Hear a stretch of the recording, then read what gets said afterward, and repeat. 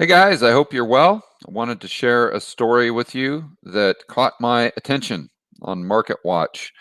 It seems as though the mainstream media is now acknowledging the risk of stagflation, which is high unemployment, while at the same time we have high rates of inflation, very similar to what we saw in the 1970s.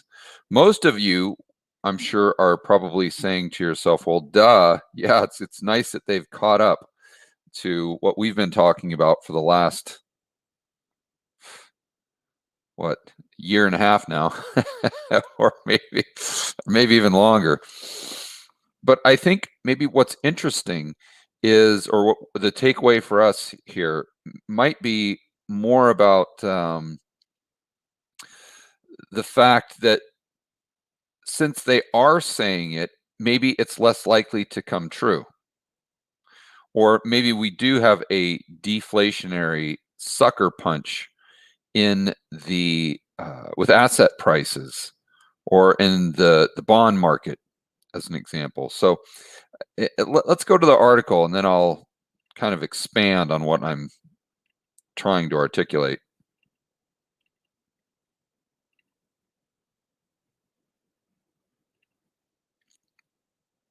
So the cerveza sickness wave is giving credence to the risk of a U.S. stagflation-like scenario. And we always want to make sure that we are saying this correctly. It's not the cerveza sickness wave, it's the government's response to the cerveza sickness wave is giving credence to the risk of U.S. stagflation-like scenario. Okay. And so I'm sure you get what they're saying. The spread of the Delta variant leading, let's say, U.S. states is leading to the possibility that the economy may be heading into a stagflationary-like cycle that could complicate the Federal Reserve's option for tightening monetary policy. Listen, okay, yeah, I agree with. Yes, that is true. That would complicate the matters for Fed raising rates, but regardless of whether we have stagflation or not, the Fed can't raise rates because it would bankrupt the government. They've got to roll over too much debt. So it's not just that this complicates matters. It's the government, your drunk, insolvent Uncle Sam, spending money and deficit spending to the tune of $5 trillion last year. That is what's really making things complicated. And the fact that let's say the overall balance sheet for the United States, when you consider the consumer, the corporate debt, they cannot handle higher interest rates. Not only just the entities and the individuals, but the economy can't, from the standpoint of the stock market can't. So, and as the stock market goes, so does the economy. I just got done talking to my good friend Robert Kiyosaki. I did an interview on his channel. I'm not sure when it will come out. I was just in studio here. He's got a studio in Old Town Scottsdale. So I drove down there this morning and did the interview with him and with Kim. And one of the things that we were talking about is how the government deficit spending has really got the economy addicted to the monetary heroin, as Schiff would say. I think he says it better than anyone.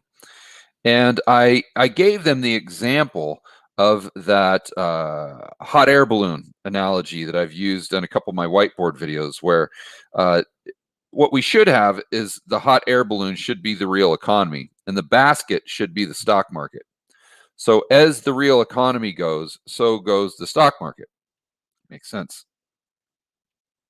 But unfortunately, now what we have is the hot air balloon is the stock market, and the basket is the actual real economy. So as the stock market goes, and I would throw housing into that mix as well. As the housing market goes, as the stock market goes, so goes the US economy. So I think that is really complicating things to a even greater degree than the fact that we could be headed towards a stagflationary type scenario, which we could have been heading for even prior to the government's response to the cerveza sickness, but they really exacerbated the problem.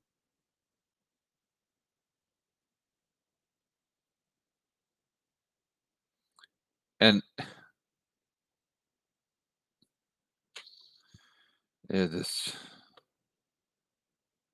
amazing to me how the mainstream media can tap dance around the real issue. And that's why no one trusts the mainstream media, because they don't just come out and tell you what's going on directly. They have to tap dance and they have to spin, and this is a great example. Not only could the cerveza sickness variant delay the return of many Americans to the workforce. Okay. The cerveza sickness variant is not delaying the return. What is delaying the return is the government's response, i.e., lockdowns, i.e., stimmy checks, extended unemployment, paying people to not go to work. That is what is delaying the return.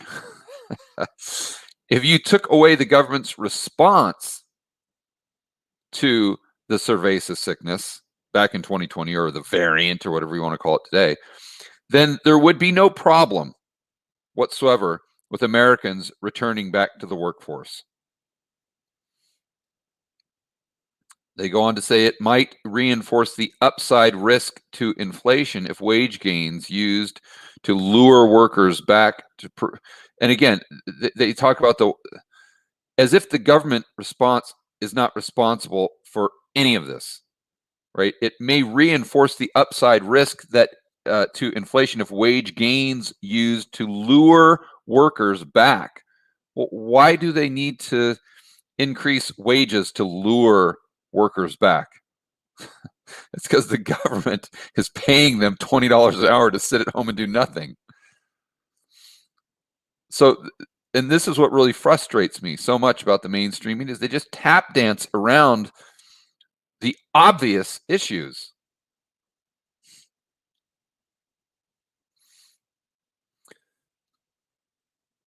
And this in return would provide a challenge for central bank, which may miss its employment objectives amid persistently higher inflation.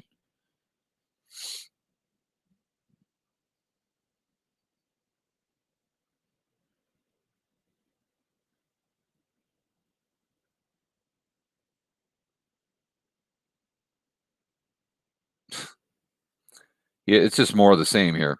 It's a turnabout in sentiment from earlier this year, when the development and rollout of the vaccines drove much of the optimism in financial markets. And I want to make sure we point out here that the mainstream media spins this to make it seem as though the metrics we used to determine what's going on with the cerveza sickness, so the case rate, the hospitalization rate, the death rate and whatnot, they make it seem as though, oh my gosh, that was at astronomical levels, and then we got this vaccine, and that really drove optimism, because we knew that most likely those main key three metrics would start to improve.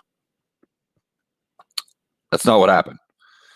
All of those metrics, as you guys remember, were improving dramatically prior to having the vaccine.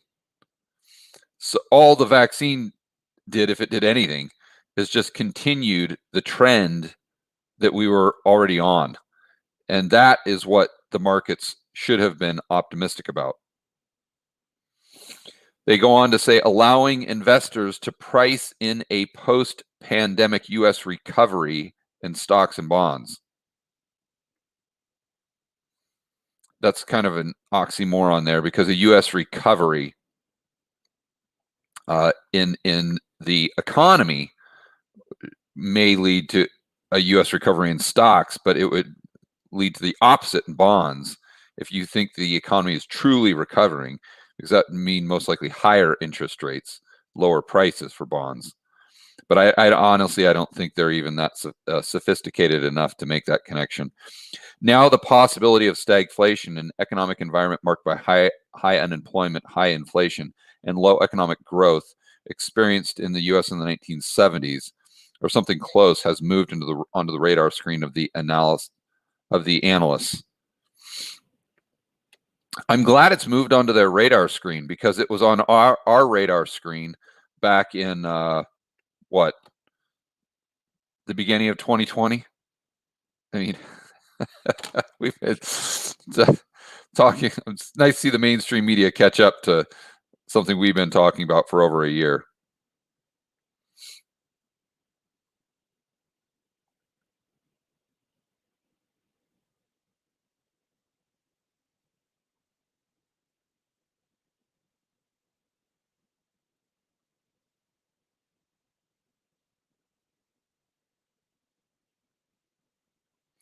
The new wave has not only brought into question the timing of next steps toward returning to normal, it's also raised concerns that this might be the new normal.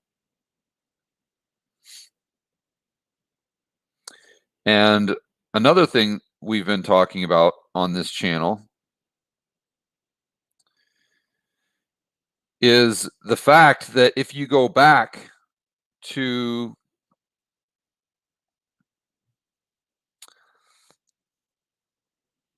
2000, roughly, and you'll see that about every 2 years we get a cerveza sickness.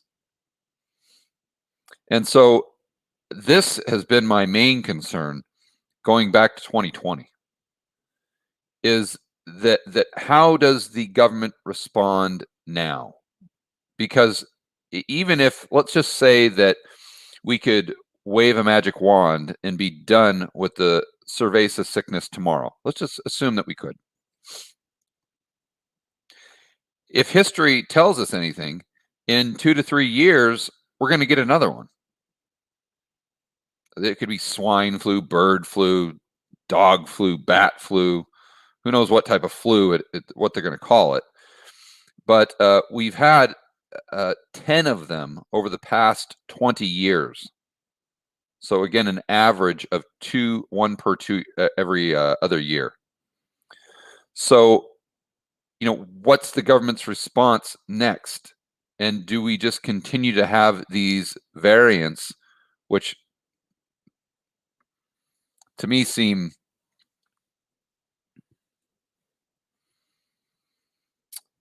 very coincidental, that we have all of these variants, and when you combine that with the message, the narrative that's coming down from the government and the World Economic Forum, and you understand that they're trying to centralize power and they want to control more and more of your life, it seems a little odd that we would, or maybe it doesn't.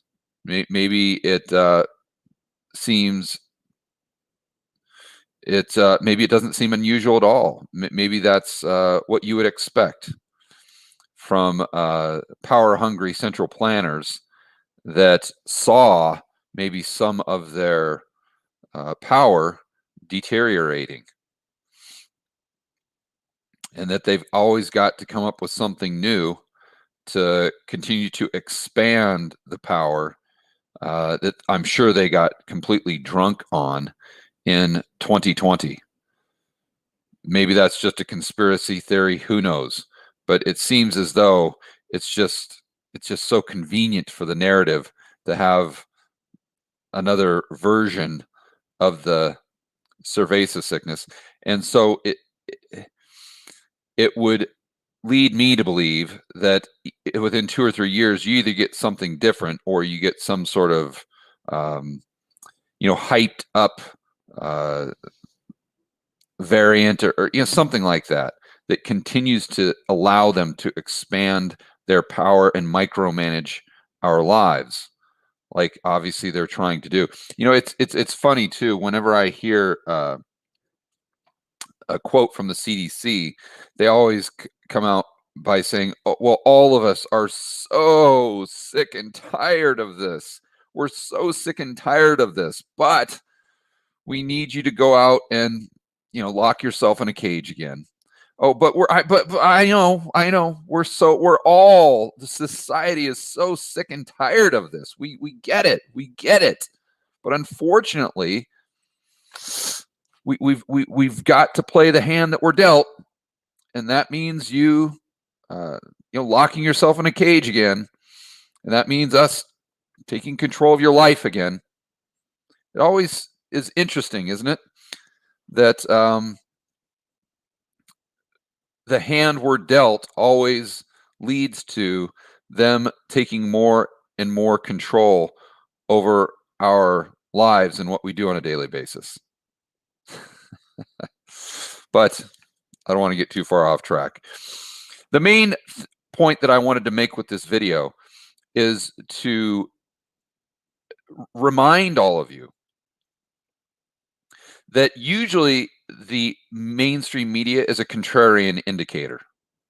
From the standpoint of whatever they're talking about, usually it's about to do the opposite. So as an example, if you see a headline on The Economist as to, or the New York Times or something like that, on how the dollar is going to be dethroned, or how the dollar is going to lose reserve status, or how the dollar is going to go from 100 on the DXY or 90 down to 50.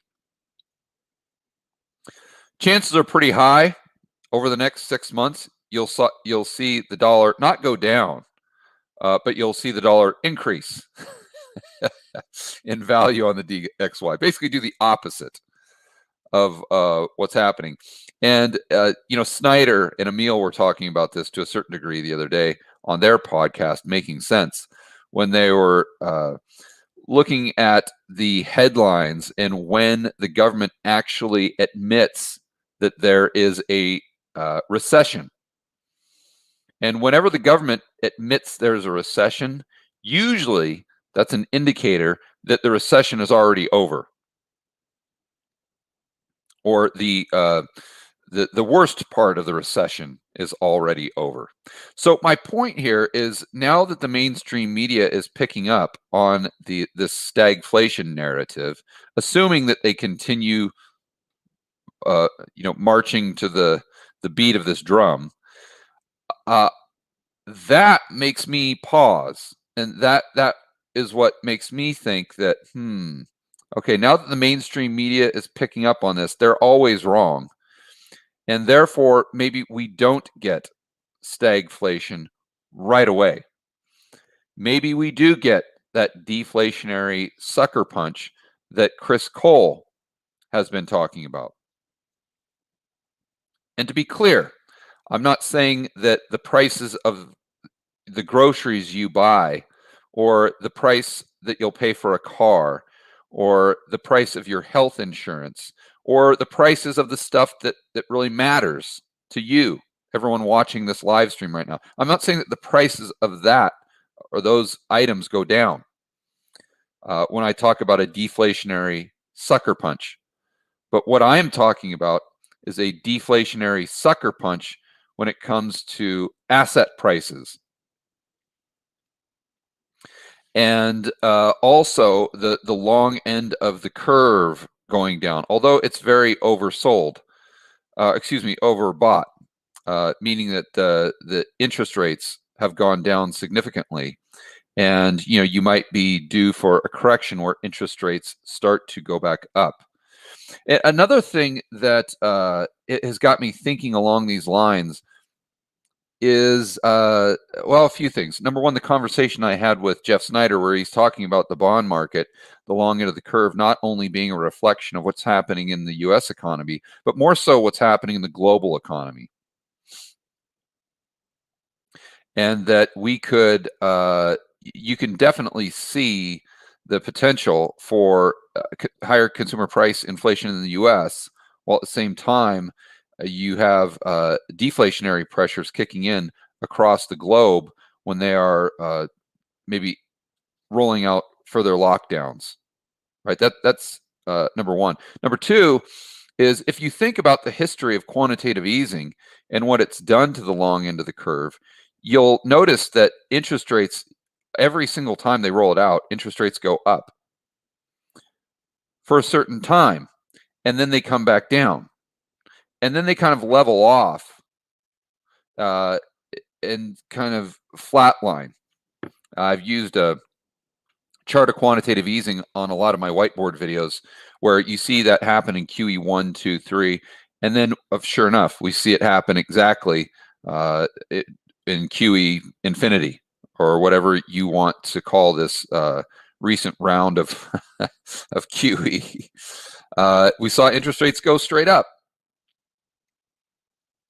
Oddly enough, when QE is supposed to make interest rates go down, and then we see them start to fade and start to come back down, and we start to see more of those potentially deflationary pressures kick in. Because let's remember that at the end of the day, the economy and asset prices, especially, uh, their natural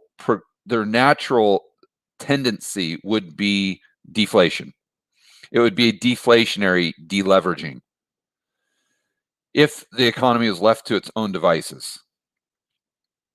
As we know, it's not going to be left to its own devices, and that's why, personally, I think long term you get structurally high unemployment, and you get higher prices, consumer prices. So that's just what I wanted to point out, and that nothing is guaranteed. We always talk about probabilities and not certainties.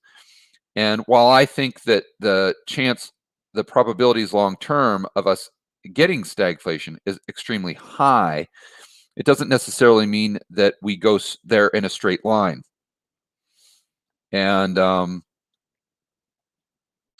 I think that's what we all have to remember. And what the long end of the curve is telling us, and what the past quantitative easing is telling us, and then what the mainstream media is now telling us, leads me to believe that I'm 50-50 right now on what we get over the next 6 months. And what would make my opinion change one way or the other is the amount of government spending we get. So if we see the deficits continue to increase beyond what they were in 2020, then I would be in the inflation, the short term, just talking short term. I would be in the continued stagflation camp. If we see the amount flatline, or if we see the amount decrease, then I would be in the short term, the next 6 months, I would be in the disinflation, not deflation, but disinflation camp, and potentially, asset prices, home prices, feeling a lot of downward pressure, and stocks definitely feeling some downward pressure. We'll have to see. One point that Kyle Bass made that I thought was very interesting, because I always talk about how the 1970s, although it was inflationary from a standpoint of consumer prices, it was deflationary when it comes to asset prices, especially when you measure them in terms of it, when you measure them in real terms, not nominal terms. And when I talk about the stock market, but he pointed out that back then the Fed could actually raise rates, and they did raise rates. And the bear market that we saw in 72 to 74 was, or could have been, really a result or one of the main contributing factors could have been the increase in rates. And now, since the Fed cannot increase rates, then the probability of that stock market or bear market in stocks, where they go down by, call it 50% in real terms, is far less likely. And that makes a lot of sense to me. But although it's far less likely, it doesn't mean that it's not going to happen. And I think that's another point that I wanted to make. So anyway, let me do some shout outs. Those are kind of my random thoughts on this article with what is it, Market Watch. So let's see, we've got almost 400 people on the live stream. I appreciate you guys hanging out with me. We've got Gray Fox, Escape the Matrix. That's probably the best username that we've got on this channel. Escape the Matrix. Yeah, that pretty much sums it up right there, doesn't it? I mean, that red pill, blue pill analogy when it comes to economics and the world in which we live is so appropriate.